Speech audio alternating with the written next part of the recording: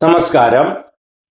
സർവീസിലിരിക്കെ മരണപ്പെടുന്ന സർക്കാർ ജീവനക്കാരുടെ ആശ്രിതർക്ക് സമാശ്വാസ തൊഴിൽദാന പദ്ധതി പ്രകാരം നിയമനം നൽകുന്നതിൻ്റെ ഭാഗമായി ഇനി മുതൽ അപേക്ഷകൾ സുതാര്യമായും വേഗത്തിലും സമർപ്പിക്കുന്നതിനും ഒഴിവുകൾ കാലതാമസമില്ലാതെ റിപ്പോർട്ട് ചെയ്യുന്നതിനും സീനിയോറിറ്റി മുൻഗണനാക്രമം കർശനമായി പാലിച്ച് നിയമന നടപടികൾ പൂർത്തീകരിക്കുന്നതിനുമായി ഒരു ഏകീകൃത ഡിജിറ്റൽ സംവിധാനം സംസ്ഥാനത്ത് പൊതുഭരണ വകുപ്പ് തയ്യാറാക്കിയിരിക്കുന്നു.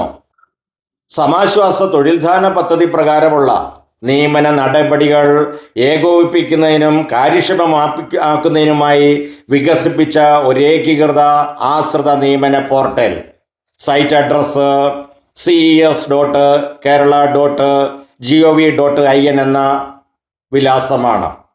ഇനി മുതൽ സമാശ്വാസ തൊഴിൽദാന പദ്ധതി പ്രകാരം നിയമനം ആഗ്രഹിക്കുന്നവർ ഈ പോർട്ടൽ മുഖേന ഓൺലൈനായി മാത്രമേ അപേക്ഷ സമർപ്പിക്കുവാൻ പാടുള്ളൂ. എന്നാൽ ഇതിനോടകം ഫിസിക്കലി അപേക്ഷ സമർപ്പിച്ചിട്ടുള്ളവർ വീണ്ടും ഈ സംവിധാനത്തിലൂടെ അപേക്ഷിക്കേണ്ടതില്ല. ഇവരുടെ വിവരങ്ങൾ പ്രത്യേക മൊഡ്യൂൾ വഴി സോഫ്റ്റ്വെയറിലേക്ക് മുൻഗണനാക്രമത്തിൽ അധികൃതർ ഉൾപ്പെടുത്തുന്നതുമാണ്.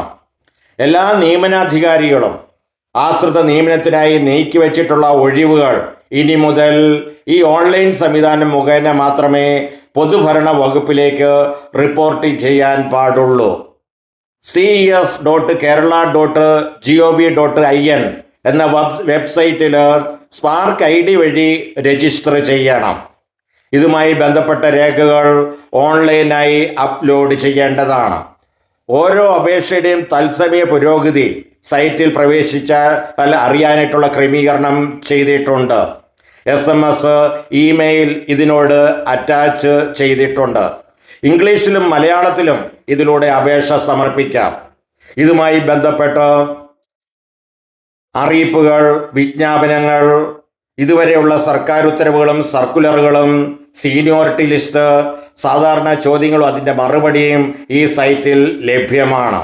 ഈ പദ്ധതി പ്രകാരമുള്ള തസ്തികകൾ രേഖപ്പെടുത്തിയിട്ടുള്ള പൊതുഭരണ വകുപ്പിൻ്റെ വിജ്ഞാപനങ്ങൾ അതാത് സമയം ഈ സൈറ്റിൽ ലഭ്യമാകുന്നതാണ്. ഒരേ സമയം പരമാവധി 5 തസ്തികകൾ വരെ ആശ്രിത നിയമനത്തിനായി തിരഞ്ഞെടുക്കാം. മരണപ്പെട്ട സർക്കാർ ജീവനക്കാരുടെ ആശ്രിതരെ സഹായിക്കുന്നതിനുള്ള വളരെ സുതാര്യമായ ഒരു ഡിജിറ്റൽ പ്ലാറ്റ്ഫോമാണ് ഇത് സ്പാർക്കുമായി ബന്ധിപ്പിച്ചിരിക്കുന്നു. Thank you.